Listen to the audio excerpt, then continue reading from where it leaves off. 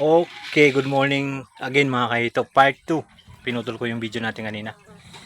Gawa na sobrang mahaba na. Ang ano lang kasi ni Meta, nasa 90 seconds lang. Hindi siya abot ng 1 minute. Ayan pa, patuloy natin silang pakainin mga kaito.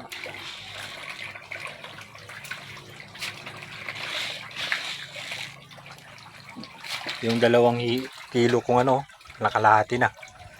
Ibig sabihin, nakakalahating kilo na napakain ko sa kanila. Pero ayun, parang gutom pa rin sila oh. Oh. Grabe. Parang gutom pa rin sila. Hindi man natin ma-overfeeds yan mga kaito dahil pag in-overfeeds mo, mamamatay yung iba dahil lulutang. Hindi nila kayang lumusong pa ilalim dahil sa sobrang kabusugan ng tiyan nila. Maraming salamat sa panonood.